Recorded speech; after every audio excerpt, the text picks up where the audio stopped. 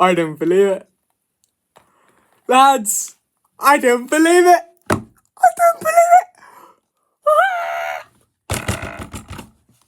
Manchester United 2, Crystal Palace 1.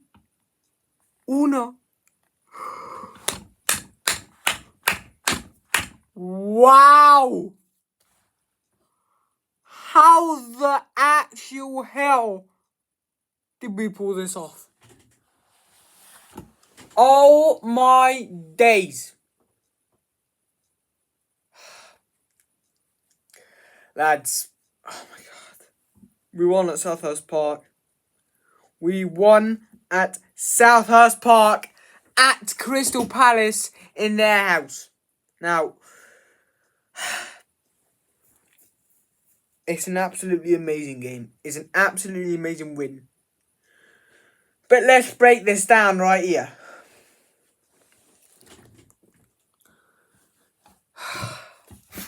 Lads. Okay, let's break this down before I lose my head completely. Alright? So, in the first half, we were just utter and complete blokes. Like, we had no intensity, we weren't going for second balls. You know, as I say, I feel like a broken record at this point because I keep mentioning the same things. But, it is the fact of Palace's European night. And I also give credit to Ruben Amorim's halftime speech that we turned the game around within, I think it was like 15 minutes. Oh my days. Oh my days. Oh. Lads. Oh my day. Oh God.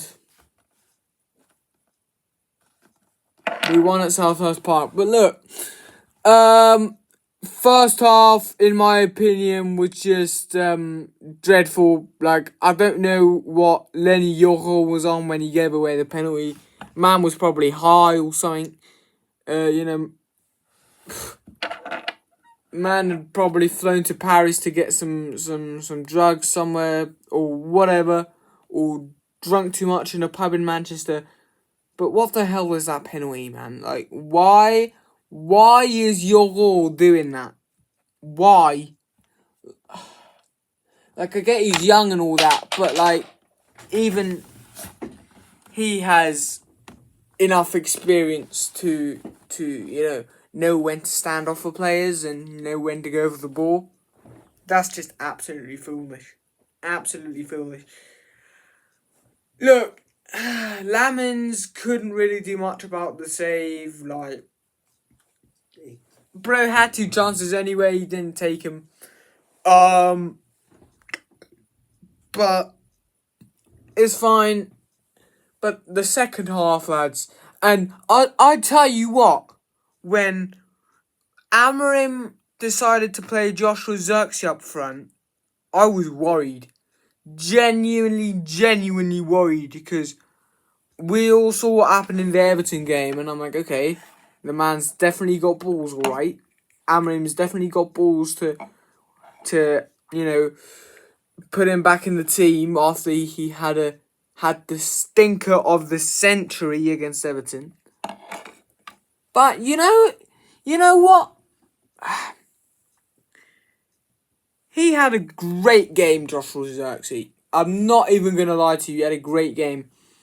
And before you start in the comments, oh, he didn't do anything. He didn't adapt. He took the same team as last week. He put Zirkzee back on.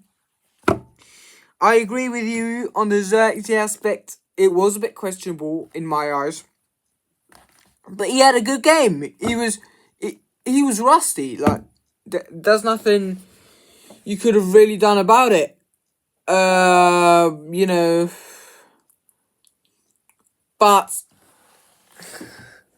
look, Zirkzee, as I say, had a great game, and believe it or not, Ruben Amorim did adapt. He said it in the post-match conference So in the press conference after the match, he saw that Palace were struggling. He saw that Palace were getting tired, and he said, "Right, we got to change the way we play here. We got to, tire them out more." And that's exactly what they did, because Joshua Zirkzee, man, what an absolute incredible goal. What absolutely incredible goal. And before you start, oh, I didn't do any adaptation. He's just making up. He's just talking bollocks. Then respectfully, ladies and gentlemen, you don't understand football. Because Xerxes was made to play the Šeško role in the first half. He didn't really, get too much. But then he saw, Ruben sort of gave him freedom up front to do his thing, to link up play, to drop deep as well, I mean, I know Šeško does that as well to a point, but Xerxes was finding the spaces. He was having a go, to get at the defender and that, and the goal was incredible. The goal was absolutely insane. I didn't even see it on the TV because there was so many people in the box. I couldn't even see it, man. It was absolutely crazy. Listen, and also Bruno Fernandes again with 2 assists from the 6th position. So we know how good the guy is. If he's one of our top creators, even though he plays in a 6, but please put him back in the 10. And also that second goal from Mason Mount, absolutely well taken. Absolutely insane. Absolute class. Bruno picking up 2 assists, and that's why I'm saying it's just mad how much the guy creates and what an asset he is to this team. Absolutely crazy. Look, does that mean the players are left off the hook? Does that mean the manager is left off the hook? No. I think to definitely keep his hand on the wheel, Ruben Amorim needs to get consistency in this team. That's what people, struggle to see. Of course I'm happy with every win, but at the same time, I'm not a flip-flopper. I'm not a flip-flopper, and I, stick by what I say. And he did adapt in some ways, which is great. Putting Kobe on in the 90th minute may have been questionable. But look, again, I'm happy with the win, but the players and the manager, for me, are still not off the hook, because I miss, when we played Brighton, for example, we were intense. We were going for those second balls. We were constantly pressing. And ever since that Brighton game, we had this sort of we had the run about, I think it was a month ago, when we played, I believe it was Chelsea, Sunderland and Brighton, that was it. And the Brighton game, for me, in my opinion, was the best one I saw. Not just because we scored 4 goals, but it was just in general. The intensity was good. We were going for those second balls. We were constantly pressing. We were forcing mistakes. Which then, if we play with the intensity, like in the Brighton game, that leaves our midfield less exposed because everybody presses the ball. But because we have lost this intensity, because we've lost the fight to go for the second ball, I'm not saying we've lost it, but I'm saying we're lacking in that department. That has left our midfield more exposed. That's all I'm saying. Because, again, the amount of chances Palace had we're lucky that their conversion rate was absolutely not on point. Not on point at all, because Marteta had 2-3 chances where you're like, man, bro missed a sitter. I mean, Diallo in the left 10 again, or in the right 10, I don't know which one it was.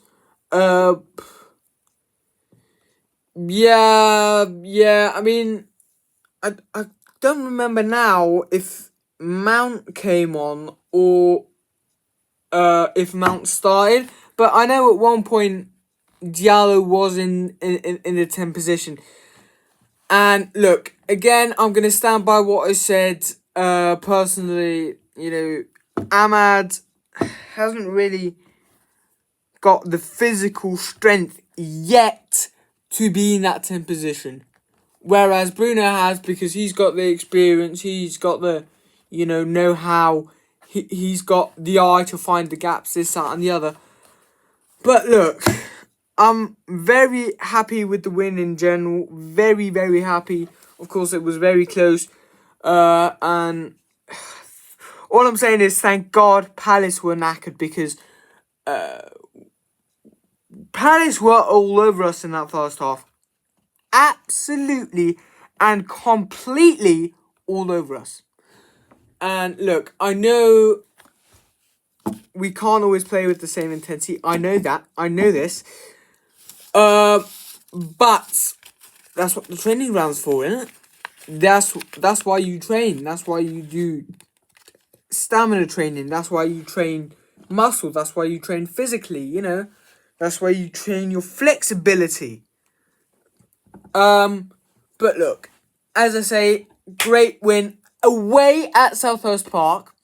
And just world stat quickly, under Ruben Amorim, we've managed to get away from home 19 points in 20 games.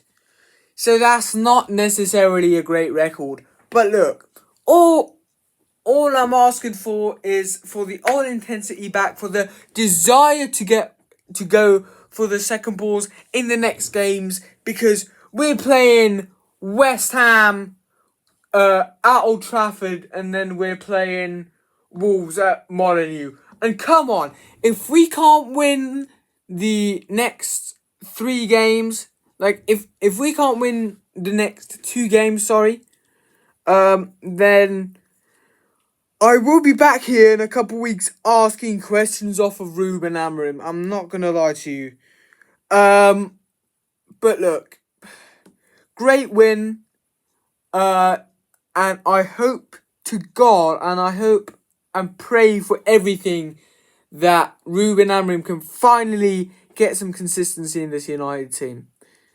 Because once he does, woo-wee, the league is in trouble, lads. That's all I'm saying. The league is in trouble. Not only that, but if we get 1 or 2 midfielders, right, and Ruben Amorim gets us consistent, that's the 2 things that I think are lacking for us to compete at the very top.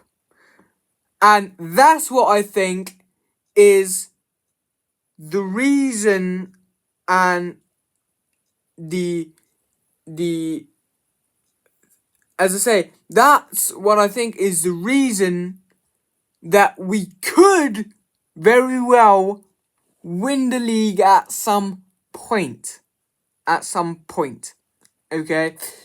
But we've still got a long way to go. Ruben Amorim needs to get some consistency in this team. I mean, don't get me wrong, just because we've won away at Selhurst Park, I don't completely trust the process yet. Of course, I want it to work out, but, of course, I want it to Ebrice Eze, let it all work out. But, I'm not sure. I'm genuinely not sure.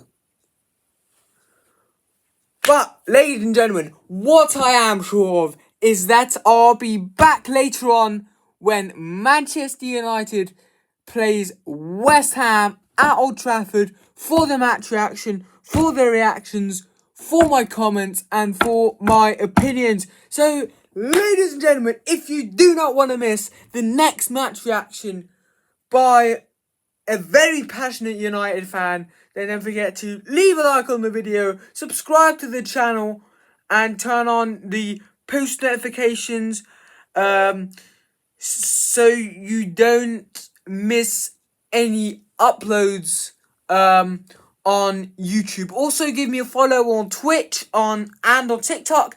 And also, if you would be so kind, hit that hype button, please. Every like, every comment, every share, every view pushes the video, pushes the algorithm to show the video, and I want to get at least 60 subscribers until the end of the year, and you are the reason we can and could manage it. Alright? So, ladies and gentlemen, with that, I'm saying thank you very much for watching. It's Scotty out. Peace.